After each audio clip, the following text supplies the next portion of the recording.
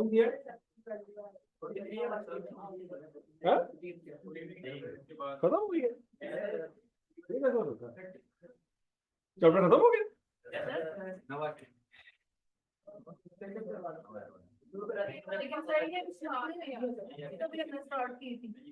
कौन?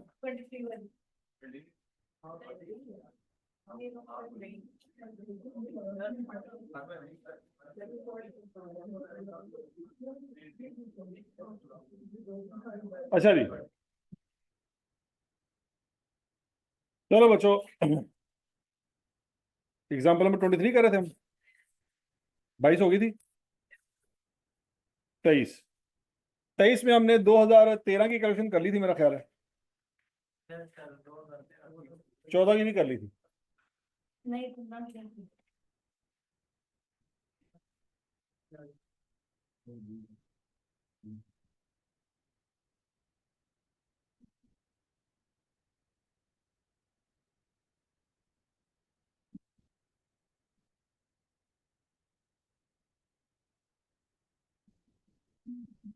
अच्छा जी, 13 में डिप्रेशन कितनी चार्ज हुई थी बच्चों? 15,44,334, ऐसे ही है। और 2014 में 24,70,934। उसके बाद कुछ हुआ था जो हमने अभी पढ़ा नहीं था। अब बच्चों पढ़ते हैं। ऑन यकम January 15, Delta decided to upgrade the machine by adding new component at a cost of 17,53,000। अब बच्चों जरा ध्यान से समझना। 2 साल मशीन हमारे पास जैसे ली थी वैसी पड़ी हुई, उसको हम यूज करते गए, डेप्रिशिएट करते गए, यहाँ तक की स्टोरी समझ आ गई सबको। 2 साल बाद उसमें कुछ चीज ऐड करने लगे। क्या करने लगे? ऐड करने लगे। तो जब कोई चीज ऐड करने जा रहे हैं तो क्या उससे उस चीज की वैल्यू बढ़ जानी चाहिए या नहीं बढ़नी चाहिए? बढ़ जानी चाहिए। मतलब बिल्डिंग है ना, बिल्डिंग का एक फ्लोर बनाया था, 2 साल आपने एक फ्लोर ही इस्तेमाल किया। अब तीसरे साल कहते हैं यार इसके ऊपर एक और फ्लोर डाल लेते हैं। आपने एक और फ्लोर बनाया, 2 करोड़ का खर्चा आ गया। तो क्या वो 2 करोड़ रुपया प्रॉफिट लॉस में लेते हैं? वो एक्सपेंस है? नहीं, वो एक्सपेंस नहीं है। क्या उस 2 करोड़ रुपया जो आपने लगाया उसका फायदा सिर्फ 12 महीने होना है? वो अगले 40 साल होना है। तो क्या उसकी कॉस्ट को बिल्डिंग की कॉस्ट में ऐड होना चाहिए कि नहीं होना चाहिए? अब ये नहीं कह सकते सर कॉस्ट तो पहले दिन फाइनल होगी थी, अब कॉस्ट को कैसे छेड़ सकते हैं हम? पॉइंट समझ लग गया? मतलब आपने बिल्डिंग बनाई, सिर्फ एक फ्लोर बनाया, 2 साल आपने एक फ्लोर इस्तेमाल किया, तो 2 सालों तक एक ही फ्लोर डेप्रिशिएट होगा, क्योंकि फ्लोर था ही एक। पॉइंट समझ लग गया? 2 साल एक ही फ्लोर आपने क्या किया? यूज किया, वही आपने क्या किया? डेप्रिशिएट किया। कॉस्ट आपके पास फाइनल हो चुकी थी पहले दिन। अब 2 साल बाद एक नया फ्लोर ऐड करने जा रहे हैं, तो उस नए फ्लोर को क्या करेंगे? उस एसेट की कॉस्ट में ऐड करेंगे। तो क्या फिर पिछले 2 सालों की डेप्रिसिएशन गलत है? वो तो ठीक है। अब इस साल की डेप्रिसिएशन फिर कैसे कैलकुलेट करेंगे? वो जो कॉस्ट है उसको ऐड करेंगे और पिछले 2 सालों की लाइफ को भी शामिल करेंगे बीच में। नहीं, जो गुजर चुकी है सब गुजर चुकी। अब रिमेनिंग लाइफ में उसको डिवाइड करें। नहीं समझ आ रही बात? देखो, आपने एक बिल्डिंग बनाई, उसकी लाइफ आपने डिसाइड की 10 साल है। कितने साल है? उसकी इनिशियल कॉस्ट थी, फर्ज करो 10 मिलियन। कितने मिलियन थी? और आपने बिल्डिंग बनाई थी 1 जनवरी 2001 वाले दिन। ओके, 2 साल आप इस बिल्डिंग को डेप्रिशिएट करते रहे। 2001 में डेप्रिसिएशन चार्ज की 1 मिलियन चार्ज हुई होगी। सोचो जरा, लाइफ कितनी है, तो डेप्रिसिएशन कितनी आएगी? 1 मिलियन आएगी ना, 10 डिवाइडेड बाय 10। 2002 में भी आपने बिल्डिंग इस्तेमाल की 1 मिलियन। 2003 में भी बिल्डिंग इस्तेमाल की 1 मिलियन। तो 2003 के बाद उस बिल्डिंग की रिमेनिंग वैल्यू कितनी रह गई? 7 मिलियन। इसको हम कहते हैं WDV। याद आ रहा है कुछ कुछ? रिमेनिंग वैल्यू, बुक वैल्यू जो भी है। तो इसकी रिमेनिंग वैल्यू कितनी रह गई? 7 मिलियन। इस साल में आके, ये साल कौन सा? 2004 है। ये कौन सा साल है? कैसे? एक गुजर गया, दो भी गुजर गया और तीन भी गुजर गया। 1 जनवरी 2004 को जाके आपने इस बिल्डिंग में 5 मिलियन और ऐड कर दिया, ऊपर वाला फ्लोर बना दिया आप। कौन सा फ्लोर बना दिया? अब ये बिल्डिंग की टोटल वैल्यू बच्चों बच्चों कितनी हो जाएगी? 12 मिलियन हो जाएगी। कितने मिलियन हो जाएगी? अब आपके दिमाग में ये तो नहीं है सर ये 5 मिलियन तो 10 में ऐड होकर 15 होना चाहिए था। क्या ये 5 को 7 में ऐड करें कि 10 में ऐड करें? लॉजिकली यही बात समझ आ रही सबको। अच्छा, अब जब इस 12 को हमने फाइनल कर लिया कि अब उसकी जो रिवाइज्ड कॉस्ट है वो कितनी है, 12 मिलियन, तो अब इसको डेप्रिशिएट होना चाहिए क्या नहीं होना चाहिए? कितने साल पे? 10 पे? 4। अब ये इसको कितने सालों पे डिवाइड होना चाहिए बच्चों? 7 पे। क्यों? रिमेनिंग लाइफ 7 साल। अब ये 10 पे डिवाइड है क्योंकि 2010 में तो ये खत्म हो जाएगी। कैसे पता लगा? भाईजान जब आपने बिल्डिंग बनाई थी लाइफ क्या रखी थी? वो उस वक्त तारीख क्या थी? 2001। अभी 2001 में थोड़ी खड़े हैं, अभी 2004 में खड़े हैं। कितने साल गुजर चुके हैं? 3 साल गुजर चुके हैं। तो जो मर्जी कर लो, 2010 में तो ये बिल्डिंग खत्म हो जानी है। तो फिर इस 12 को 10 पे डिवाइड कर सकते हैं। अगर आप इस 12 को 10 पे डिवाइड किया तो आप ये मान रहे हैं कि ये बिल्डिंग 2014 तक चलेगी, जबकि 2014 तक नहीं चलेगी। नहीं समझ आ रही? तो क्लियर सबको?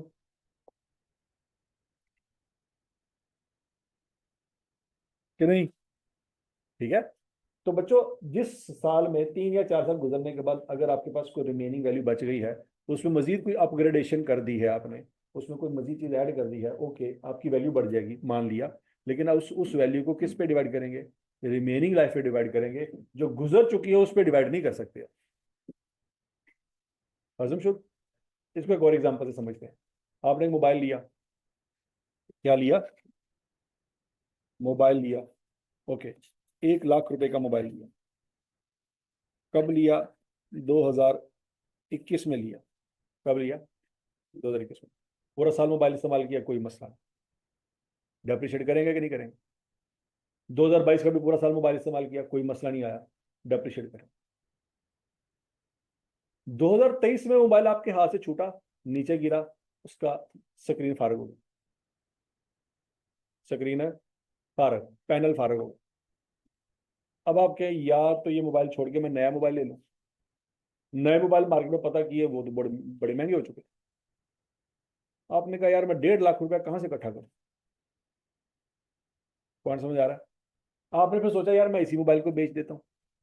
इसी मोबाइल को बेचूंगा, कुछ पैसे और डाल के तो नया मोबाइल ले लूंगा। आपने इस टूटे फूटे मोबाइल का मार्केट में रेट लगवाया, तो किसी ने कहा यार 20,000 रुपया मेरे को ले ला, ये मोबाइल मुझे दे दे। आपने कहा इसको बेचूंगा तो मुझे कितने पैसे मिल रहे हैं? 20,000। नया मोबाइल कितने का आना है? 1.5 लाख का। मुझे मजीद कितने पैसे डालने पड़ने हैं? 1,30। वो तो है ही नहीं मेरे पास। अब आप परेशान हो गए कि यार मैं क्या करा। आप कहते हैं अच्छा यार इसकी स्क्रीन कितने की पड़ेगी? उसने कहा यार इसकी स्क्रीन पड़ जाएगी तकरीबन तकरीबन 20,000 रुपये की। अब दिमाग में क्या कीड़ा आ रहा है कि 20,000 रुपये अरेंज करो, इसको सही करवाओ, यही इस्तेमाल करो। पॉइंट समझ आया कि नहीं आया? कि बेचने की औकात कोई नहीं, क्योंकि बेचने के बाद जो लेना है उसकी औकात कोई नहीं होगी। तो या तो ये करो कि 1,30,000 रुपये इकट्ठा कर लो, या क्या करो 20,000 रुपये इकट्ठा करो। तो आसान काम क्या है? 20,000 रुपये इकट्ठा करो, इसी को सही करवा। पॉइंट समझ आया कि नहीं आया? अच्छा, वो जो 20,000 आप इसके ऊपर लगाएंगे, तो क्या उसका फायदा आपको सिर्फ 6 महीने होगा? नहीं, वो 20,000 रुपये लगाने से उसकी लाइफ पूरी आप इस्तेमाल करेंगे, जितने साल आपने इस्तेमाल करना। लेकिन आपने जब ये मोबाइल लिया आपको पता था इसकी लाइफ 5 साल है। कितने साल है? तो आप 21 तक गुजार चुके थे, अब 22 भी गुजार चुके थे। अब वो पैनल आपने डलवा लिया, वो पैनल क्या आपको मजीद 5 साल फायदा देगा? चाहे वो ब्रांड न्यू ही क्यों ना हो, चाहे वो पैनल बिल्कुल ब्रांड न्यू है, वो आपको 5 साल फायदा देगा? नहीं, 5 साल फायदा नहीं देगा। कितने साल फायदा देगा? वो 3 साल फायदा देगा। तो वो जो पैनल आपने 20,000 रुपये का मजीद डलवाया है, वो 5 साल पे डेप्रिशिएट नहीं होना चाहिए। कितने साल डेप्रिशिएट होना चाहिए? 3 साल। क्योंकि ऐसा नहीं हो सकता कि आप पैनल अपने पास रख लें और बाकी का हिस्सा आप 3 साल बाद बेच दें। क्यों? ये समझने की यार ये पैनल तो अभी मजीद 2 साल इस्तेमाल हो सकता है। और मसला ये अकेला पैनल इस्तेमाल नहीं हो सकता। पॉइंट समझ आया कि नहीं आया? कि 90% आपका एसेट खराब खराब हो गया। और वो पैनल आपने साइड पे उतार के रख दिया कि यार ऐ नहीं मैं बेचना, ये 2 साल रहने देना। कैसे कर सकते हैं आप? ऐसे नहीं कर सकते। तो जब आप मोबाइल बेचेंगे इकट्ठा ही बेचेंगे तो वो पैनल भी 3 साल बाद जाएगा। फिर पॉइंट ये, वो पैनल कितने सालों में डेप्रिशिएट होना चाहिए था? 3 सालों में। और वो मोबाइल कितने साल में डेप्रिशिएट होना चाहिए? 5 साल। पॉइंट समझ आ रहा है कि नहीं आ रहा? कि 2 या 3 साल बाद अगर कोई नई चीज ऐड हो रही है तो वो रिमेनिंग लाइफ पे डिवाइड होगी, जो गुजर चुकी है लाइफ उस पर डिवाइड नहीं हो सकती। पॉइंट समझ आ गया जी? एक और एग्जांपल ले लेते हैं। आपने क्या कहते हैं, एक गाड़ी ले ली। गाड़ी आई फर्ज करें 50 लाख रुपए की। कितनी गाड़ी ली? आपने गाड़ी ली 1 जनवरी 2011 वाले दिन गाड़ी ली।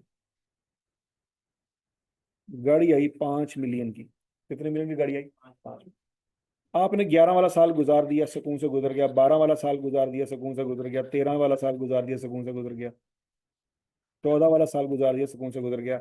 आपने गाड़ी की लाइफ डिसाइड की हुई थी कि 10 साल चलाएंगे। कितने साल चलाएंगे? कि आप 10 साल बाद जाके गाड़ी बेचें। ओके, तो आपकी यूजफुल लाइफ क्या है? 10 साल। आप इस 5 मिलियन को कितने साल में डेप्रिशिएट करने का इरादा रखते हैं?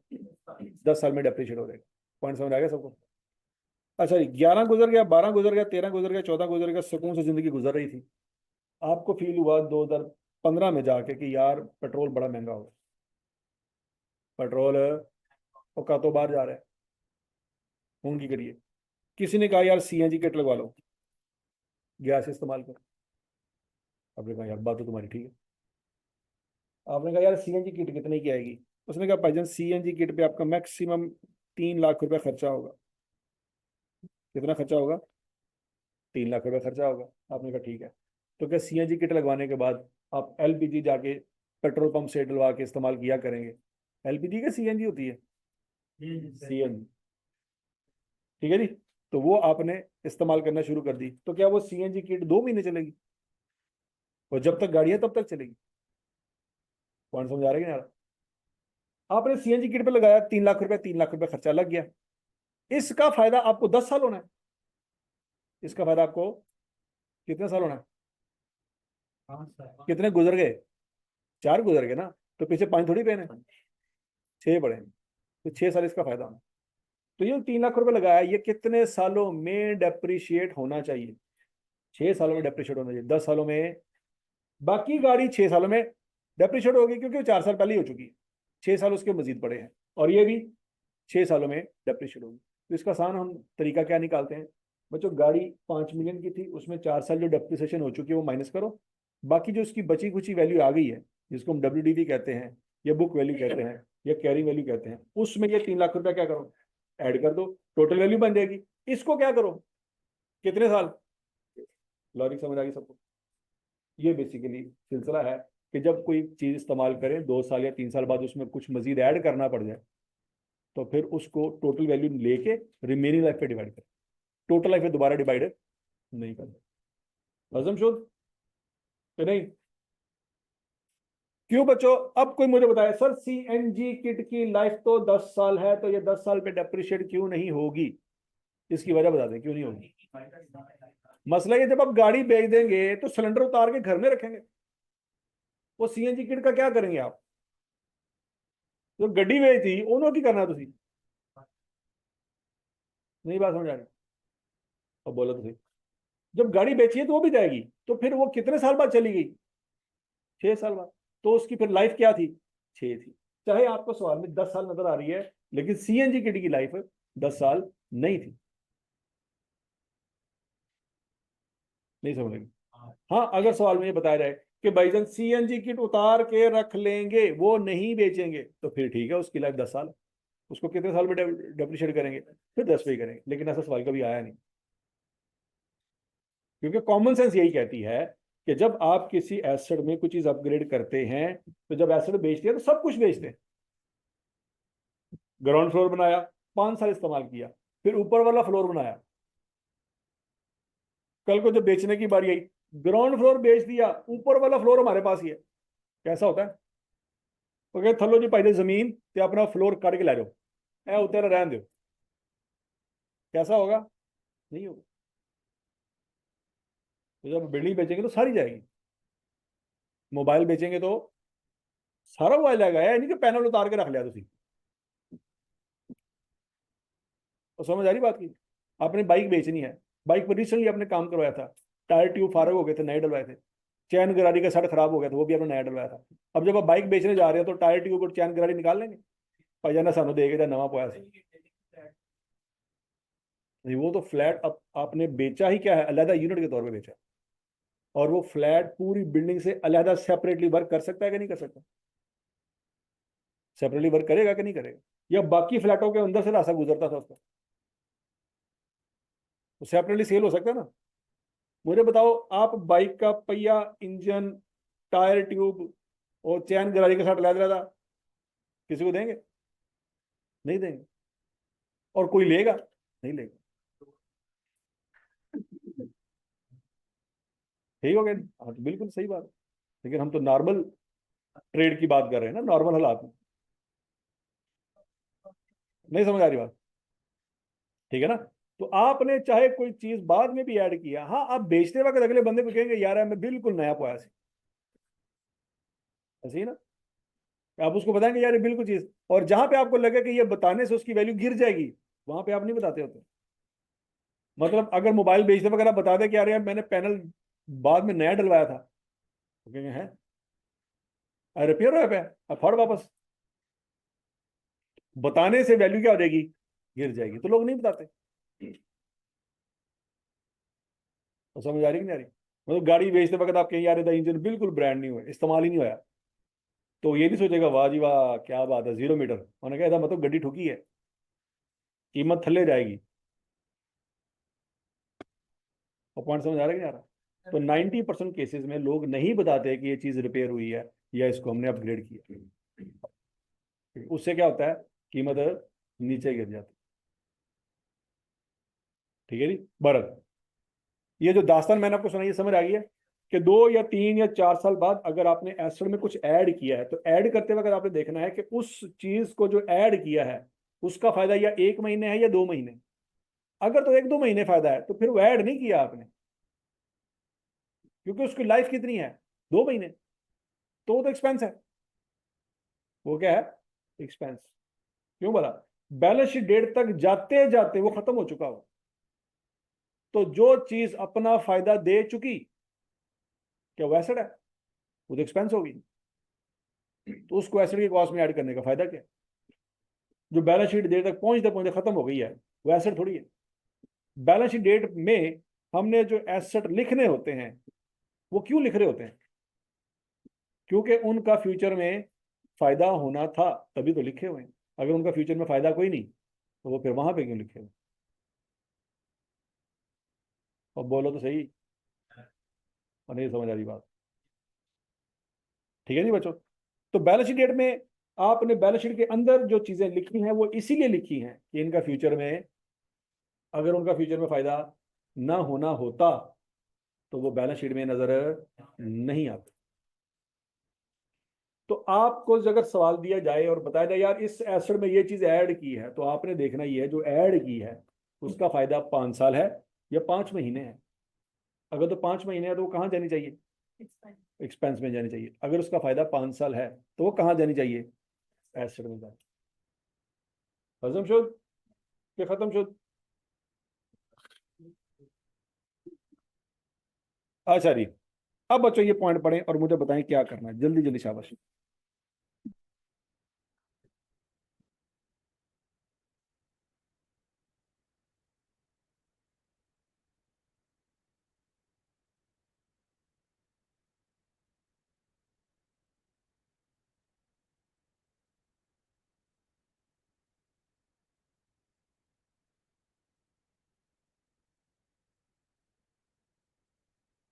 अरे तो पल्ले पे आ गया।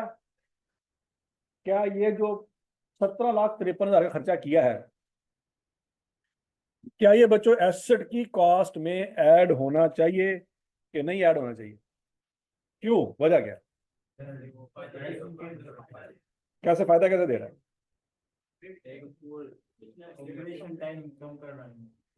उससे क्या होगा? बच्चों फायदा 3 तरह का होता है। फायदा, पहला फायदा वो खर्चा करने से एसेट की मार्केट वैल्यू में इजाफा होगा, कल को रीसेल करेंगे अच्छा रेट लग जाएगा, ये फायदा है।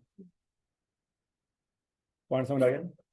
आपने खर्चा किया, उससे एसेट की वैल्यू में क्या हो गया, इजाफा हो गया, कल को ज्यादा पैसे मिलेंगे तो वो खर्चा जो आपने किया है वो एसेट की कॉस्ट का हिस्सा बनेगा, वो प्रॉफिट एंड लॉस में नहीं जाएगा। पहला फायदा समझ आ गया। दूसरा, वो खर्चा करने से एसेट की वैल्यू में कोई इजाफा नहीं होगा, लेकिन उसकी परफॉर्मेंस में इजाफा होगा। वैल्यू में इजाफा, कल को मार्केट वैल्यू में कोई इजाफा नहीं होगा, लेकिन पहले वो काम जो 1 घंटे में कर रही थी मशीन अब आधे घंटे में कर रही है, तो हम कहेंगे उसकी एफिशिएंसी में इजाफा हुआ। किस में इजाफा हुआ है? वैल्यू में इजाफा नहीं हुआ, एफिशिएंसी में इजाफा हुआ। तो वो खर्चा जो आपने किया है वो भी एसेट की कॉस्ट का हिस्सा बनेगा। तीसरा पॉइंट, ना तो खर्चा करने से वैल्यू में इजाफा हुआ और ना ही उसकी एफिशिएंसी में इजाफा हुआ, वो खर्चा करने से उसकी जिंदगी में इजाफा हुआ। मतलब पहले वो 3 साल चलनी थी, अब वो 5 साल चलेगी। समझ आ गई? तो वो खर्चा भी एसेट की कॉस्ट का हिस्सा बनेगा। किसका हिस्सा बनेगा?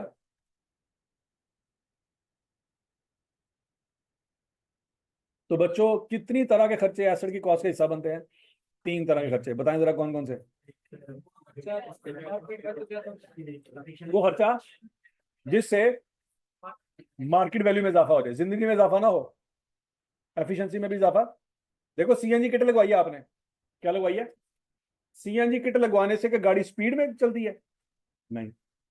क्या गाड़ी की रीसेल वैल्यू में इजाफा हो जाता है? नहीं। सॉरी, गाड़ी की लाइफ में इजाफा हो जाता है? नहीं। वो तो लोग कहते हैं यार ये तो इंजन का बेड़ा गर्क करेगी। सीएनजी किट बेसिकली क्या करती है, गाड़ी की लाइफ को कम करती है। नई बात समझ? सर साढ़े को तो साइकिल है, सानू की पता, वो भी नहीं है, हालात चेक करो। अच्छा बच्चों, सीएनजी किट लगाने से 3 चीजें हमने पढ़ी है ना, कितनी चीजें पढ़ी हैं? नंबर 1, सीएनजी किट लगाने से गाड़ी की स्पीड में इजाफा, एफिशिएंसी में कोई इजाफा नहीं हो रहा। नंबर 2, क्या गाड़ी की लाइफ में इजाफा होगा? नहीं, लाइफ में भी कोई इजाफा। हाँ, तीसरा पॉइंट क्या पढ़ा हमने, उसकी रीसेल मार्केट वैल्यू में इजाफा हो सकता है। कैसे? हम कहेंगे भाई 3 लाख रुपए की सीएनजी किट लगवाई है, तो उसी भी लगवाने थे, कितना खर्चा करना पड़ा, 3 लाख, वो उसी करके बैठे हुए हैं, तो लिहाजा समझ एक्स्ट्रा पैसे दे। बात सुन लगी? टायर है, क्या जो गाड़ी के टायर डलवाए जाते हैं 6 महीने में फारग हो जाते हैं? ठीक है जी, 7 महीने में फारग हो जाएंगे, 8 महीने में, 12 महीने में फारग हो जाएंगे? बोलो जरा। नहीं, कम से कम जो टायर होते हैं वो 3 से 4 साल तक चलते हैं। कितने साल तक चलते हैं? 3 से। तो वो जो टायर होते हैं, अगर तो आपने अभी अभी डलवाए हैं और बेचने जा रहे हो, तो आप बताओगे भाईजान ये टायर बिल्कुल नए हैं। ठीक है जी। आजकल गाड़ी का जो एक टायर है वो 40 से 50 हज़ार रुपये का आता है, तो 4 टायर कितने दोगे? 2 लाख। 2 लाख रुपए का खर्चा किया था हफ्ता पहले, उसके भी पैसे एक्स्ट्रा आप चार्ज कर सकते हैं। पॉइंट समझ आया कि नहीं आया? तो टायर की कंडीशन देख के आइडिया लगा लेगा, हाँ बाकी इसने नए डलवाए हैं या झूठ बोल रहा है। ठीक है जी। और टायर के ऊपर डेट भी लिखी होती है कि किस तारीख को ये टायर मैन्युफैक्चर हुआ है, तो वहां से भी आइडिया हो जाएगा यार ये टायर बाकी नए हैं या पुराने हैं।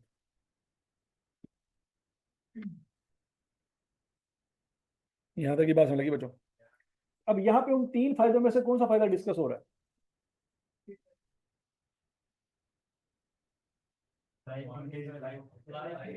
लाइफ में इजाफा हो रहा है और उसकी रीसेल वैल्यू में भी इजाफा हो रहा है और एफिशिएंसी में भी इजाफा, तीनों इजाफे हो रहे हैं यहाँ पे। मैं कह रहा था कि तीनों में से एक भी हुआ तो क्या करेंगे, एसिड की कॉस्ट का हिस्सा बनाएंगे। यहाँ पे तो तीनों इकट्ठे हो रहे हैं।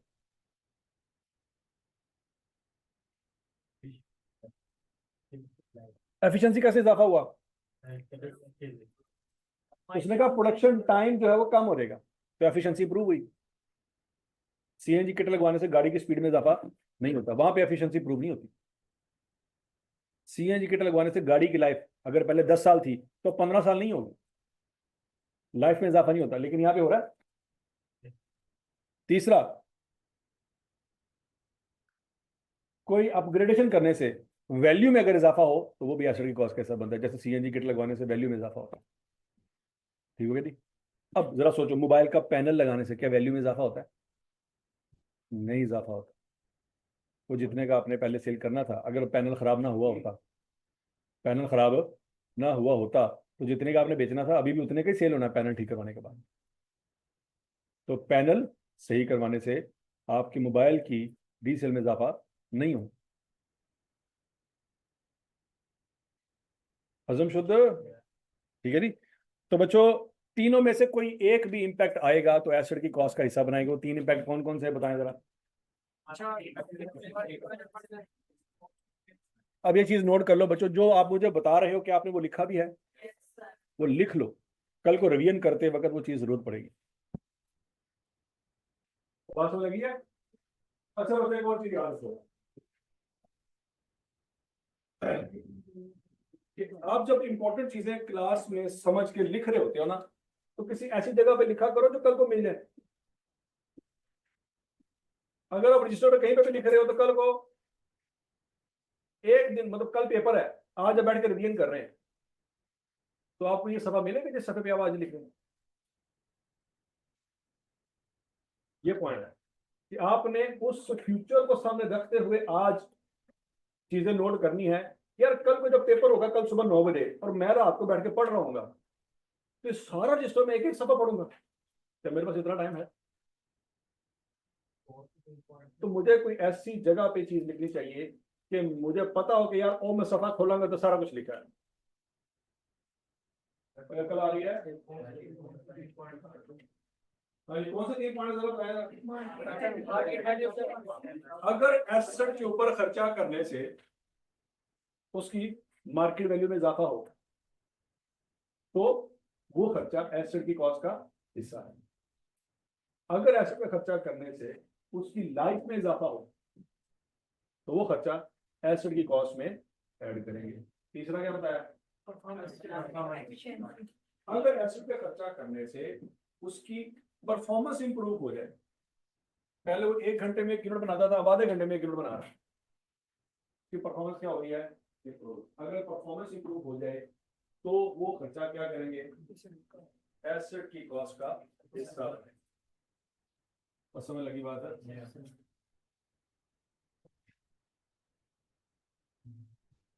अच्छा, अब करना क्या, तरीकाकार क्या? जैसे सवाल आया है, 2 साल जो गुजर गया सो गुजर गया, अब 2 सालों बाद देखेंगे एसेट की रिमेनिंग वैल्यू कितनी है। क्या ये रिमेनिंग वैल्यू निकाल सकते हैं? 2 सालों की डेप्रिसिएशन आपने चार्ज किया ना, वो माइनस करें, उसमें रिमेनिंग वैल्यू निकालें।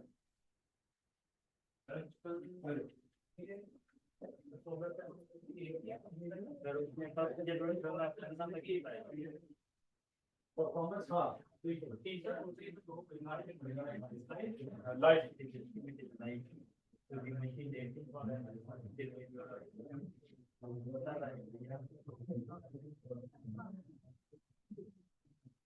रिमेनिंग वैल्यू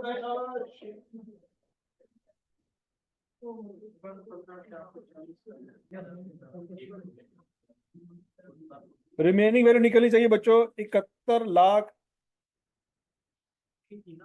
अबे वैल्यू पूछी थी। अच्छा, 54,25,732, क्या ये वैल्यू आती है? इसमें बच्चों जो मजीद खर्चा हुआ है वो ऐड कर देंगे। कितना हुआ है? 17,53,000। इस वक्त हमारे एसेट की वैल्यू फिर क्या होगी? 71,78,732। यहां तक सारे एग्री हैं या यहीं पे फड्डा पड़ गया? और सबको बात समझ आ गई है? ये बच्चों 54,25,000 निकला कैसे? एसेट की कॉस्ट थी आपके पास, उसमें पिछले 2 सालों की डेप्रिसिएशन क्या किया है? माइनस कर, बस ये रिमेनिंग वैल्यू। और रिमेनिंग वैल्यू का फार्मूला क्या होता है? Cost minus accumulated depreciation. तो क्यूमुलेटेड डेप्रिसिएशन हमारा पिछले 1 साल की डेप्रिसिएशन, जितने भी साल डेप्रिशिएट हुआ सारी, और पॉइंट समझ आ गया। तो ये बच्चों आपकी बुक वैल्यू है, प्लस मजीद खर्चा कितना किया, 17,53,000 वो जमा करना। और यहां तक की बात समझ लग गई। अब अगला पॉइंट, अब आपको ऐसे फाइनल पता लगे कितने का इस वक्त और कितने का है। अब आपने 2000 देखो 2013 की डेप्रिसिएशन चार्ज कर चुके, और कर चुके कि नहीं कर चुके, 14 की चार्ज कर चुके। अब हम खड़े 15 में, कब खड़े हैं 15 में, 15 की चार्ज करनी। तो 15 की डेप्रिसिएशन पुराने डाटा की बेस पे चार्ज करें कि नए डाटा की बेस पे, नए डाटा की बेस पे। तो नए डाटा के मुताबिक हमारा एसेट इस वक्त 71 लाख रुपए का, कितने का है, ओके। अब रेजिडुअल वैल्यू पुराने वाली लें कि नए वाली, नए वाली।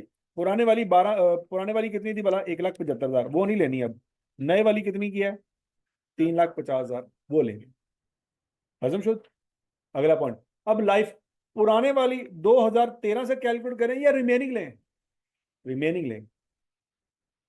रिमेनिंग कैसे लेंगे बच्चों, यहां पे उसने बता दिया है रिमेनिंग लाइफ कितनी है जी, 8,000।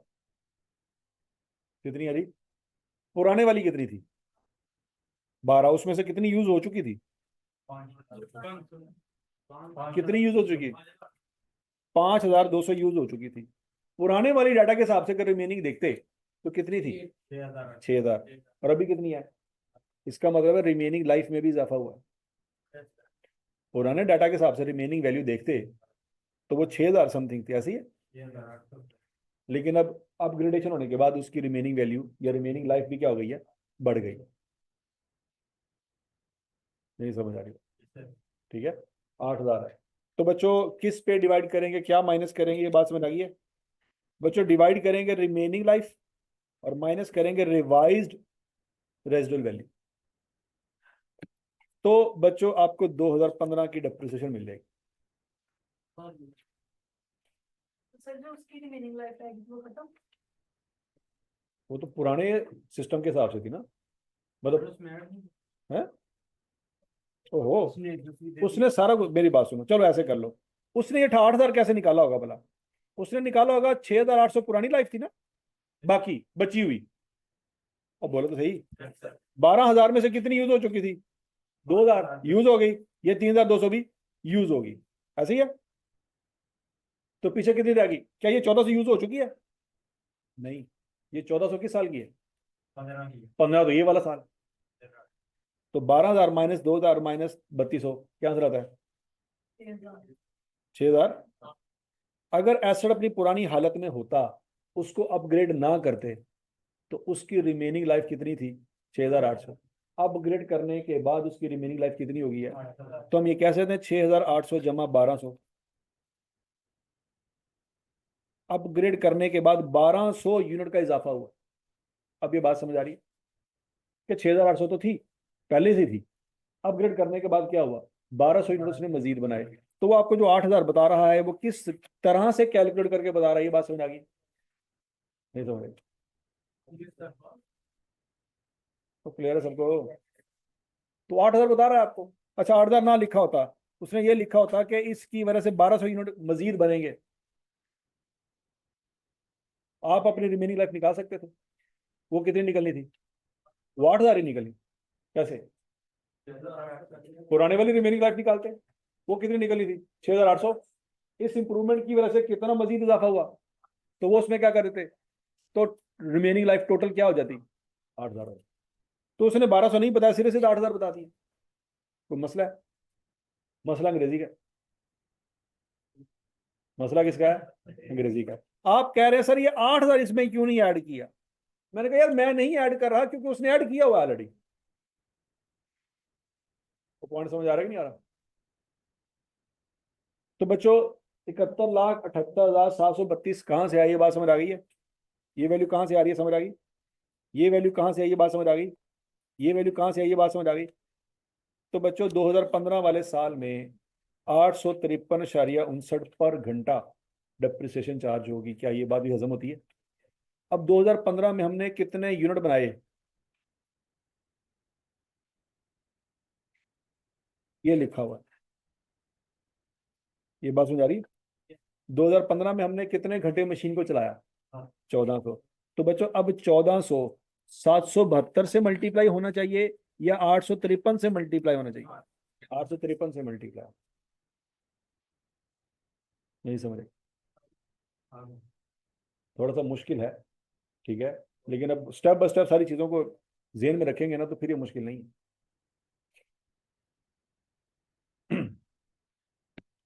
ये 2013 और 14 की दास्तान क्लियर है ना? कल हमने क्या किया था, 15 में क्या क्या करना पड़ रहा है, ये बात आपने याद रखनी, ये इंपॉर्टेंट है कि जब किसी एसेट को अपग्रेड करेंगे ना तो उसमें ये पंगे पड़ेंगे। आपने रिमेनिंग वैल्यू लेनी है, नई स्क्रैप वैल्यू लेनी है और नई रिमेनिंग लाइफ लेनी है।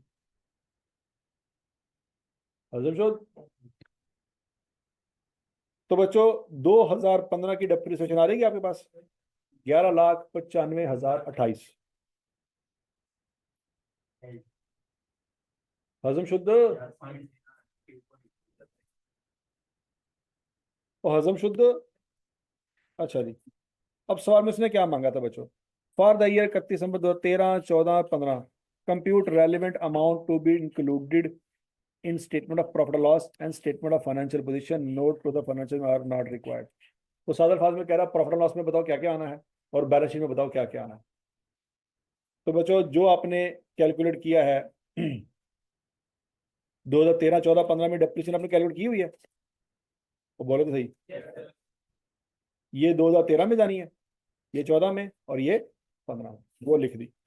अच्छा, अब बच्चों सवाल में देखो 2013 में कोई हमने कहा था कुछ खर्चे बैलेंस शीट में नहीं जाने, याद है? कौन कौन से खर्चे शामिल नहीं किए थे मैंने? ये शामिल नहीं किया था और मेंटेनेंस कॉन्ट्रैक्ट भी शामिल नहीं किया था, ऐसी है। अच्छा, अगर ये बैलेंस शीट में नहीं जाने, एसेट में नहीं जाने, तो फिर कहाँ जाने? प्रॉफिट एंड लॉस में जाने, तो इनको प्रॉफिट एंड लॉस में लिखेंगे। याद है मैंने को बताया था स्टाफ को आपने किया ट्रेन, तो क्या आप कह सकते हैं उस स्टाफ को ट्रेन करने के बाद अगले 10 साल हमें फायदा हुआ? हम नहीं कह सकते। क्यों? स्टाफ रातों रात छोड़ के चला जाए, आपका उस पर कंट्रोल है? कोई कंट्रोल नहीं। पॉइंट समझ लगे? आपने प्लांट बाय किया है, बिल्डिंग बाय किया है, इसके ऊपर आपका 24 घंटे कंट्रोल है कि नहीं है? क्या ये आपको छोड़ के जा सकता है? लेकिन जिस स्टाफ को आपने, एम्प्लॉय को अपना मुलाजिम रखा है, उसको ट्रेन किया, खिलाया पिलाया, सारा कुछ किया, क्या वो छोड़ के जा सकता है? तो वो आपका एसेट नहीं है। जिस चीज का फ्यूचर में फायदा ना पता हो, क्या वो एसेट है? चाहे जितना मर्जी उसको ट्रेन कर लें, नहीं समझ लगे? तो मुलाजम आपके एसेट, तो उनके ऊपर अगर आपने ट्रेनिंग का खर्चा किया है तो क्या ये अगले 5 साल तक भी जी वो ट्रेनिंग का 5 साल तक फायदा होगा? क्या फिर भी आप उसको एसेट मान सकते हैं? नहीं मान सकते। उनका तो एक दिन का नहीं पता। नहीं समझ आ रही? वो बोलो तो सही। आपने एसी बाय किया, ओके, रात के 2 बजे एसी चलाना चाहें, चलेगा कि नहीं चलेगा? आपने मुलाजिम को ट्रेन किया, रात के 2 बजे उसको बुलाएं, आएगा? तो सर 9 तो पॉइंट ड्यूटी है मेरी, 5 बजे आ रहा है, ठीक है, 9 से 5 मेरी ड्यूटी है, मैं उसके लिए आपके रिस्पॉन्सिबल हूँ। 9 से 5 के दौरान मैं यस सर कहूंगा, उसके बाद नो सर। नहीं बात समझ आ रही? तो मुलाजम को आपने परचेज नहीं किया, मुलाजम को परचेज नहीं किया आपने। याद है ये वाली दास्तानी मैं सुना चुका हूँ, पहला लेक्चर, वो लेक्चर आज भी इस्तेमाल हो रहा है कि स्टाफ ट्रेनिंग ये कभी भी आपका एसेट है, क्योंकि आपने मशीन पे नहीं ट्रेनिंग की, आपने स्टाफ पे पैसा लगाया। तो बच्चों ये कहाँ जाएगा? प्रॉफिट लॉस में। किस साल में? 13 में जाएगा। तो 2013 में बच्चों उसको प्रॉफिट लॉस में लिख देंगे। हजम शुद्ध। अब ये मेंटेनेंस कॉन्ट्रैक्ट लिया था कितने साल का? तो इसका फायदा 1 साल में होगा, 3 सालों में होगा, तो ये 3 सालों के प्रॉफिट लॉस में जाएगा, 3 पे डिवाइड। नहीं समझ आ इस कॉन्ट्रैक्ट का फायदा 1 साल नहीं होना, कितने साल होना है? तो फिर बच्चों ये सारे का सारा पहले साल प्रॉफिट एंड लॉस में नहीं जाएगा, सिर्फ पहले साल का जो हिस्सा बनता है 1/3 वो जाएगा। तो फिर बाकी का हिस्सा कहाँ जाएगा? वो कहाँ रखेंगे उसको? 5,28,000 का खर्चा किया, प्रॉफिट लॉस में कितना जा रहा है? सारा जा रहा है, हैं? वो निकलेगा कहाँ से?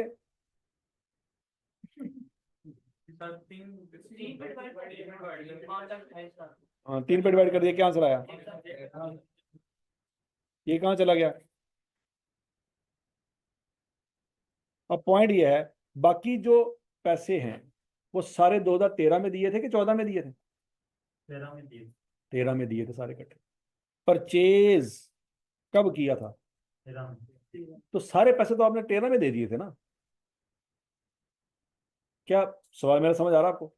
क्या 2013 में 1,76,000 दिया था कि 5,28,000 दिया था? 5,28,000 दिया था। प्रॉफिट लॉस में कितना लेके जा रहे हैं? और बाकी पैसे किधर गए? बाकी कहाँ लिखेंगे? वो अगले साल में तो लिखेंगे, इस साल कहाँ लिखेंगे? एक्सपेंस में।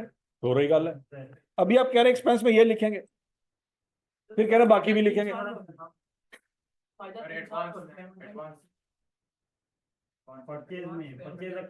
देखा, मैं आपसे एक सवाल 4 दफा पूछ चुका हूं, कोई जवाब नहीं आ रहा। अब सुनो सुनो सुनो, अब सुनो। लेकिन अगर मैं आपसे एंट्री पूछूंगा आपको बात समझ आ जाएगी। इसकी एंट्री पास करो, क्या डेबिट करें क्या क्रेडिट करें? चलो जी, कैश कितने से क्रेडिट होगा और डेबिट?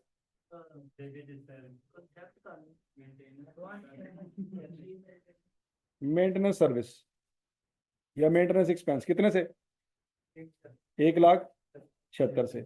एंट्री टैली नहीं हो रही, ये मैं पूछ रहा था कि बाकी किधर जाने। तो जब भी आप काउंटिंग में कुछ चीज समझ ना है कि सर क्या कह रहे हैं, एंट्री पास करो, उसी वक्त बात समझ आ जाएगी कि क्या हो रहा है। ये पूछ रहा हूँ कि बाकी की वैल्यू क्या डेबिट हो, क्योंकि एंट्री टैली नहीं हो रही।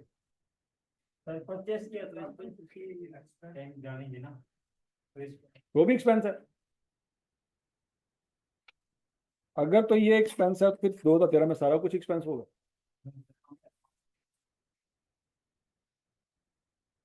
कितनी अमाउंट आ रही है?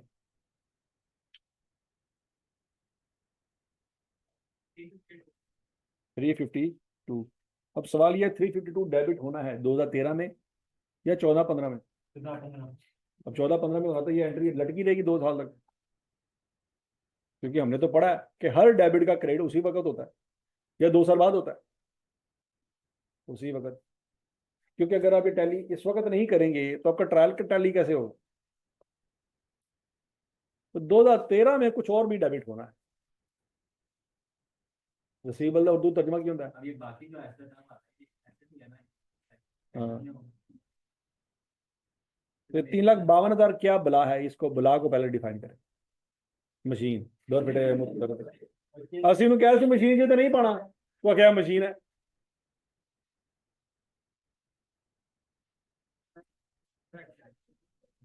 हाँ जी, चलो जी, ये मेंटेनेंस कॉन्ट्रैक्ट है, कहाँ जाएगा ये? बिल्डिंग में जाएगा। शाबाश।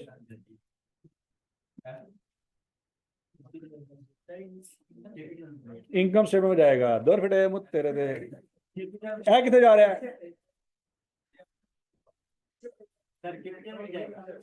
कैपिटल में जाएगा। दौर फिटे मुत तेरे दे। मैं पूछ सकते हैं, मैं मिटा देता हूँ। ये तो आपने कहा तो मैंने लिख दिया, मैंने मिटा दिया। ये 3,52,000 क्या, ये आप बताएं।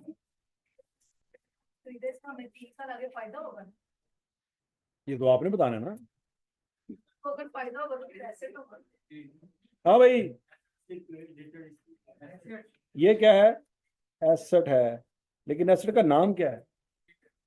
Prepayment, maintenance contract. Maintenance contract asset, ये हम रख लेते हैं अपना नाम। ठीक है जी। ये रिसीवेबल नहीं है। रिसीवेबल का उर्दू में क्या मतलब होता है?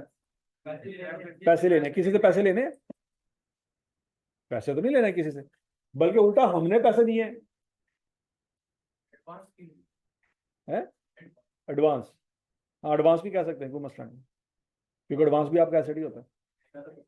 अच्छा ये एसेट है कि नहीं है पहले मुझे बताओ, तो पहले क्यों कह रहे थे इसको एसेट में नहीं लेके जाना, ये तो सोचा ही नहीं। यहाँ पे इतना बड़ा कांटा मारा था हमने,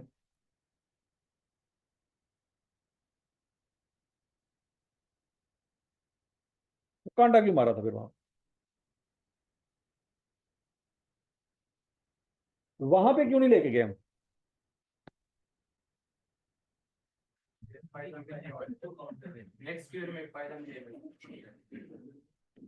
पॉइंट ये है ना, वो कल हमने जो सारी चीजें जमा की थी वो किस चीज की जमा की थी? मशीन की कॉस्ट में। तो ये इसको वहां पे क्यों नहीं लेके गए? तो हाँ ये मशीन की कॉस्ट में ऐड नहीं होगा, लेकिन ये एसेट है, तो मशीन एसेट नहीं है, मशीन भी एसेट है। नहीं बात नहीं लगी, मशीन अलग एसेट है और ये अलग एसेट है, ये दोनों एसेट इकट्ठे नहीं हो सकते। पॉइंट समझ लग गया?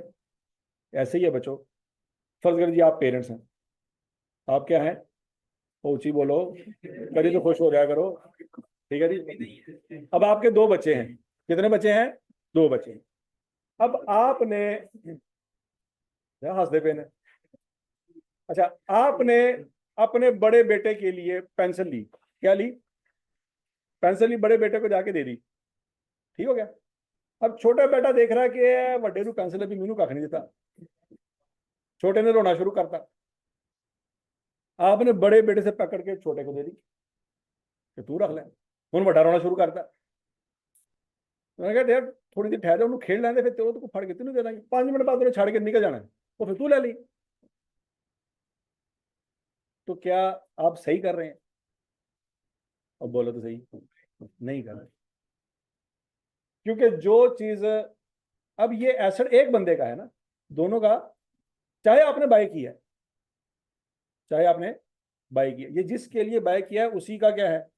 एसेट है, इसको दूसरे में जमा नहीं कर सकते, चाहे दूसरा भी एसेट है आपका, और बेटे तो दोनों अपने ही है ना, वो भी एसेट है और ये भी, लेकिन जो चीज जिसको लेके दी है वो उसमें ऐड नहीं हो सकती। तो गल समझ आई थोड़ी बहुत?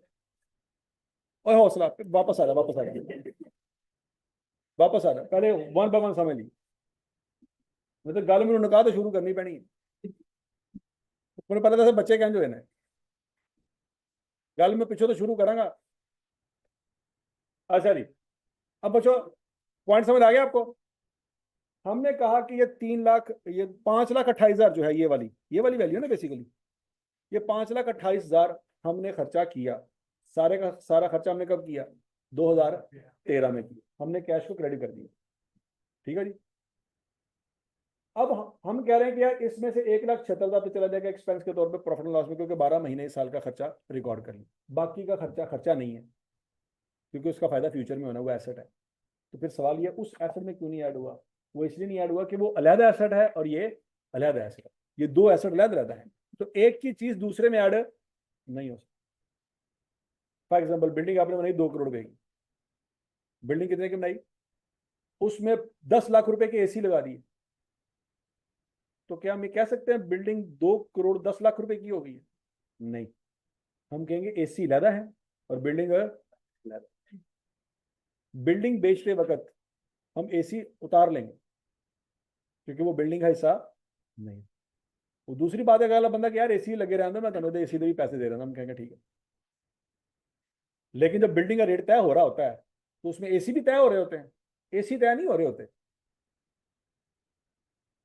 हालांकि एसी बिल्डिंग में ही लगे हुए हैं, लेकिन एसी की कीमत बीच में शामिल नहीं होती जब बिल्डिंग का रेट लग रहा हो। नहीं बात समझ लगी? अब बोलो तो सही। अब एक बिल्डिंग देखने के वहां पे फर्नीचर भी पड़ा हुआ है, तो क्या आपके दिमाग में ये आ रहा है कि फर्नीचर ही सामने लबेगा? नहीं, ठीक है नहीं, वो आपको बिल्डिंग दिखाते हैं लेकिन बिल्डिंग इन यूज है, वहां पे सब कुछ पड़ा हुआ है, एसी भी लगे हुए हैं, फर्नीचर भी पड़ा हुआ है, कोई मशीनरी वगैरह भी पड़ी हुई है। तो आप कहते हैं ये बिल्डिंग है जी, ये 2 कनाल की बिल्डिंग है, इतने की हमने सेल करनी है वगैरह वगैरह। आपने कहा ठीक है, तो आपने कहा जी कितने पैसे? उन्होंने कहा 6 करोड़ रुपया। उन्होंने कहा जी 6 करोड़ रुपया फड़ो, चलो बाहर निकलो। वो कहेंगे ठीक है जी, वो फर्नीचर उठा के बाहर निकल गए, उन्होंने कहा भाईजान फर्नीचर कितने, फर्नीचर इतना ही रहेगा, तो अभी कह सकते हैं नहीं। देखो बिल्डिंग उन्होंने उसने बेची है, फर्नीचर उसने, वो जब बिल्डिंग खाली करेगा फर्नीचर भी उठाएगा, एसी भी उतारेगा, जो इक्विपमेंट पड़े हुए हैं, जो मशीनरी पड़ी वो भी उठाएगा। आप उसको ये नहीं कह सकते भाईजान एसी किधर लेके चले हो, एसी तो बिल्डिंग का हिस्सा है, वो कहेगा एसी बिल्डिंग का हिस्सा नहीं है, एसी अलहदा से एक एसेट है और बिल्डिंग अलहदा से एक एसेट। मैंने आपको बिल्डिंग बेची है, एसी नहीं बेचा। नहीं समझ आ रही बात? अब वो जो मशीन है, मशीन आपका एसेट है, इसमें कोई शक नहीं है। ये मेंटेनेंस कॉन्ट्रैक्ट भी आपका एसेट है, इसमें कोई शक नहीं है। लेकिन ये कॉन्ट्रैक्ट मशीन के अंदर नहीं शामिल हो, वो अलहदा है, ये अलहदा। अच्छा, पैसे कितने दिए थे? 528। कितना प्रॉफिट लॉस में ले गए? बाकी कहाँ लेके जाएंगे? ये बैलेंस शीट में जाएगा। कहाँ जाएगा? लेकिन मशीन के अंदर नहीं जाएगा, मशीन से अलहदा रिकॉर्ड होगा। अब ये बात समझ आ रही कि नहीं आ रही कि ये एसेट है? तो दिमाग में आता है सर अगर ये एसेट है तो फिर वहां पे क्यों नहीं जमा किया? क्योंकि वो अलहदा एसेट है और ये अलहदा एसेट। हजम शुद्ध? अच्छा, अगले साल 2014 की बात करते हैं। 2014 में इस एसेट के साथ क्या सलूक करेंगे बच्चों? इस 352 के साथ क्या सलूक करेंगे? इसमें से एक 76 फिर प्रॉफिट लॉस में चला जाएगा।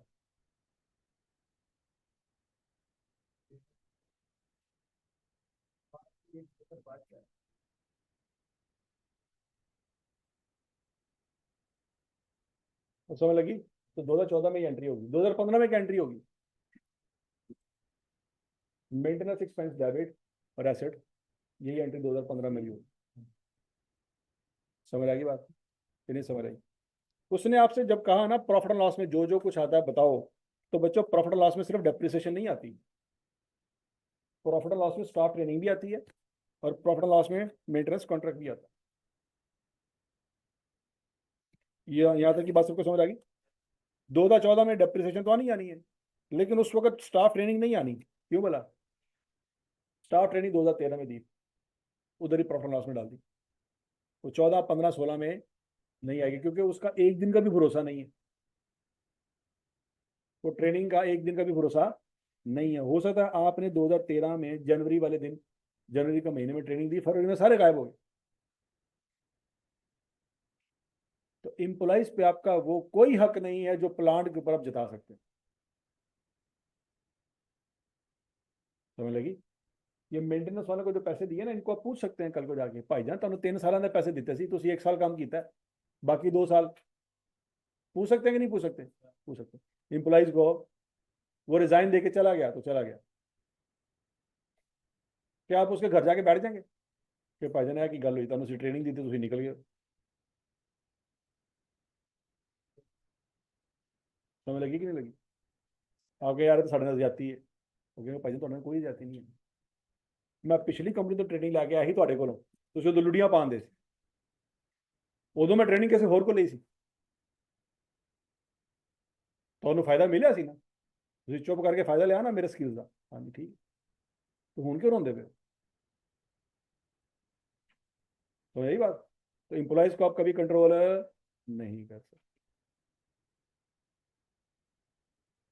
तो जितना पैसा लगाया उसी साल प्रॉफिट लॉस में। अच्छा, 1,76,000 अगले साल भी प्रॉफिट लॉस में जाएगा और उससे अगले साल भी प्रॉफिट लॉस में जाएगा। यहाँ तक की बात में लगी। अब बैलेंस शीट में क्या क्या शो करना है बच्चों? बैलेंस शीट में पहले साल प्लांट कितने का था? 94,41,000 का, ऐसी है। उसमें से पहले साल की डेप्रिसिएशन कितनी माइनस करेंगे? 15,44,334, ये निकाली थी ना, ये माइनस कर देंगे। ओके, लेकिन फिर बच्चों मेंटेनेंस कॉन्ट्रैक्ट के 2 टोटे करेंगे। कितने टोटे करेंगे? देखो जरा, 2013 में, 2013 में जरा दोबारा सोचो, 2013 में आपने मेंटेनेंस की पेमेंट की थी, कितनी पेमेंट की थी? 5,28,000। उसमें से 1,76,000 कहाँ ले गए? प्रॉफिट लॉस में लगे। बाकी पीछे कितना बच गया? 352। ये जाएगा बैलेंस शीट में। कहाँ जाएगा? बैलेंस शीट में। अब जरा इसको सोचो, ये 3,52,000 बैलेंस शीट में जाएगा, इसमें से कितना पोर्शन है जो अगले 12 महीनों में इस्तेमाल हो जाएगा? 1,76,000 का। तो उस एसेट का वो पोर्शन जो अगले साल यूज हो जाएगा वो करंट एसेट है। करंट एसेट की डेफिनेशन क्या है? वो एसेट जो अगले 12 महीनों में यूज हो जाए उसको क्या कहते हैं? Current asset. तो बच्चों ये जो 3,52,000 इसके दो टोटे होंगे। कितने टोटे होंगे? दो टोटे। एक वो टोटा जो अगले 12 महीनों में फायदा देगा, और एक वो जो अगले 12 महीनों के बाद फायदा देगा, वो नॉन करंट एसेट है। तो बच्चों यहाँ पे देखो, ये बेसिकली 3,52,000 ही है, लेकिन इसके मैंने दो टोटे किए। एक मैंने कहाँ लिखा? नॉन करंट एसेट में, और एक कहाँ लिखा मैंने? Current asset. प्रेजेंटेशन समझ आ रही है? अगले साल क्या हुआ बच्चों? अगले साल 1,76,000 और प्रॉफिट लॉस में चला गया। पीछे कितना बच गया? 1,76 ही बच गया। और वो जो पीछे 1,76 बच गया वो अगले 12 महीनों में खत्म हो जाएगा कि नहीं हो जाएगा? तो फिर अगले 12 महीने में वो क्या है? Current asset. यहाँ पे कुछ भी नहीं आना। और जब अगले 12 महीने गुजर गए तो ना करंट में कुछ आना, ना नॉन करंट में कुछ आना। प्रेजेंटेशन समझ आ रही है कि नहीं समझ आ रही? और बोलो तो सही। 2014 में बच्चों प्लांट इतने का था, एक्यूमुलेटेड डेप्रिसिएशन ये चार्ज करेंगे। 2015 में प्लांट की वैल्यू में इजाफा हो गया था, याद है? और एक्यूमुलेटेड डेप्रिसिएशन ये आएंगे। या 2015 में बच्चों ये 7178732, ये बात समझ आ रही है सबको? ये कहाँ से आया वैल्यू? ये वैल्यू कहीं देखी देखी से लग रही है, और ये वाली वैल्यू भी कहीं देखी देखी से लग रही है। ये 1195,028। ठीक है जी बच्चों, तो वैल्यू अल्टीमेटली आपकी यहाँ पे सेम आएगी। आपको शायद ये समझना है ये क्या लिखा हुआ है, लेकिन वो वाली वैल्यू समझ आएगी आप।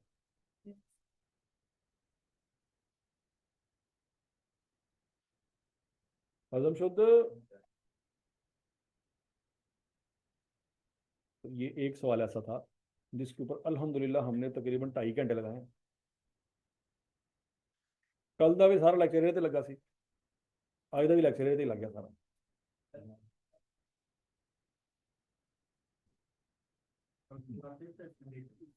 ठंडे बिल्कुल होने। आप तो ऐसे कह रही थी ना, गुर्दा मांग लिया आपसे मैंने कि प्लीज मुझे गुर्दा डोनेट कर दें। हाय अल्लाह। हाँ?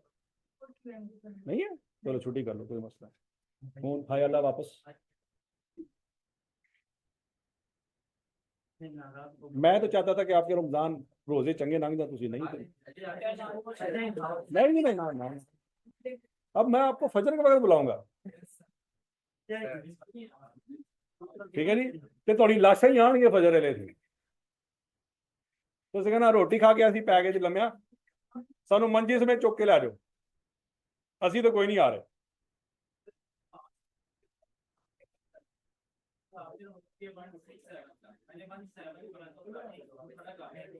कोई फर्क नहीं, कोई मसला नहीं। कैलकुलेशन में कोई मसला नहीं है, जब तक कंसेप्ट ठीक है ना, कैलकुलेशन में कोई मसला नहीं।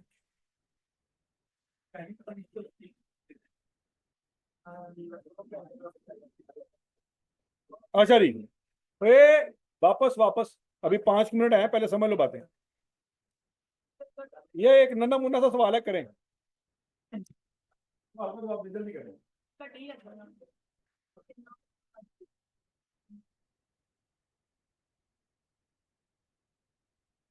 टेंजिबल क्या?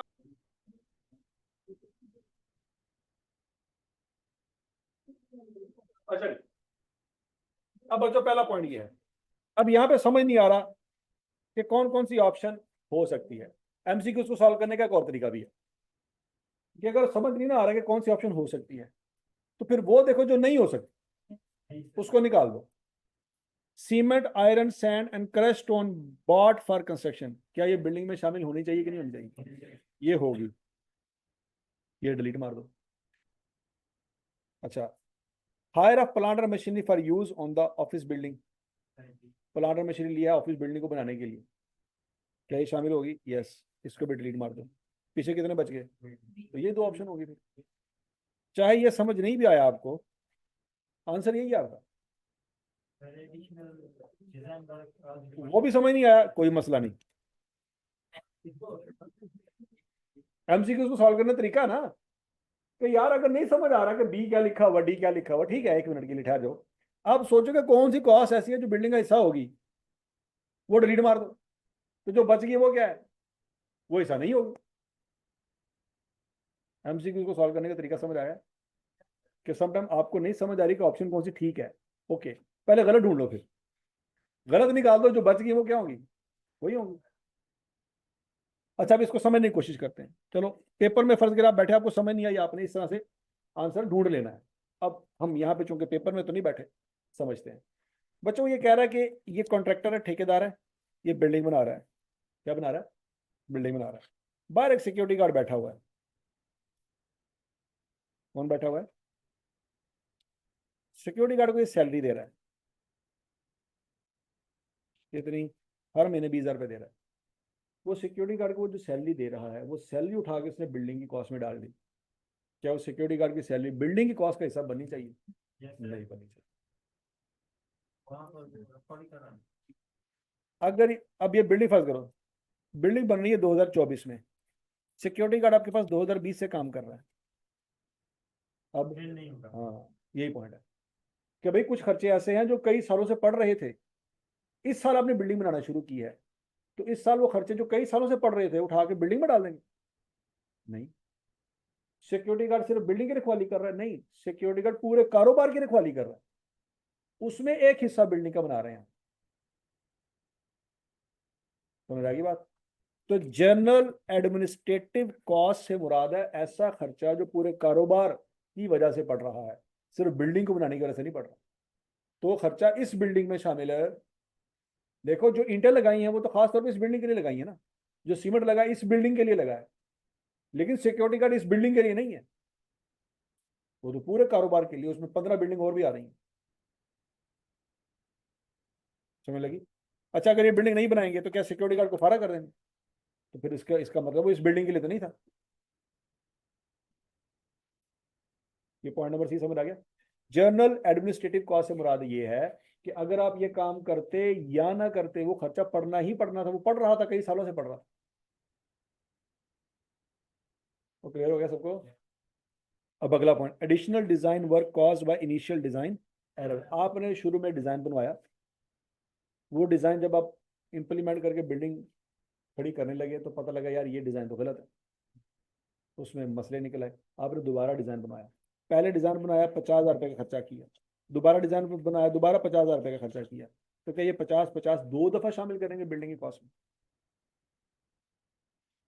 एक दफा करेंगे, क्योंकि एक दफा तो जरूरी था, दूसरी दफा तो चवल है। पॉइंट समझ आ रहा है कि नहीं आ रहा? ये जो चवल मारी गई है, बिल्डिंग ने कहा था कि चवल मारो, बिल्डिंग ने तो नहीं कहा था। ये चवल किसकी वजह से बची है? और बोलो तो सही, कि आपने सस्ता किस्म का डिजाइनर ढूंढा था, उस सस्ते ने क्या किया, डबल खर्चा करवा दिया आप। बिल्डिंग बनाने के लिए एक दफा नक्शा तो बनता है कि दो दफा बनता है? दुनिया की कोई भी बिल्डिंग बनाएंगे एक दफा नक्शा बनेगा, तो एक दफा नक्शा बनने का खर्चा तो बिल्डिंग का है, क्योंकि उसके बगैर तो बिल्डिंग नहीं बननी। लेकिन अगर आप दो दफा नक्शा बनवा रहे हैं तो इसमें बिल्डिंग का कसूर नहीं है, इसमें आपका कसूर है कि आपने बंदा नहीं सही ढूंढा।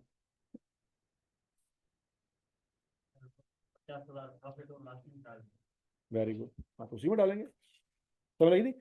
Additional design work caused by design error, क्या ये खर्चा बिल्डिंग की कॉस्ट में जाना चाहिए? क्योंकि ये गलती बिल्डिंग ने नहीं की, ये गलती इंसानों ने की है, तो उसका खमियाजा बिल्डिंग क्यों भुगते? नहीं समझ आ रही? क्या एक इंसान ने गलती की, नक्शा गलत बना दिया, सही किया, दोबारा बिल्डिंग बनाई, तो क्या कल को जब बिल्डिंग बेचेंगे उस अगले बंदे से दो दफा नक्शे के पैसे लेंगे? वो कहेगा मैं तुम्हें दो दफा नक्शे के पैसे क्यों लें, एक बारी तो नक्शा बनता है। ਹੁਣ ਤੁਸੀਂ ਦੋ ਵਾਰੀ ਬਣਵਾਇਆ ਤੇ ਗਲਤੀ ਬਿਲਡਿੰਗ ਦੀ ਥੋੜੀ ਹੈ, ਗਲਤੀ ਤੁਹਾਡੀ ਹੈ, ਤੁਸੀਂ ਭੁਗਤੋ, ਮੈਂ ਕਿਉਂ ਭੁਗਤਾਂ? ਹਜ਼ਮ शुद्ध। Point number 5,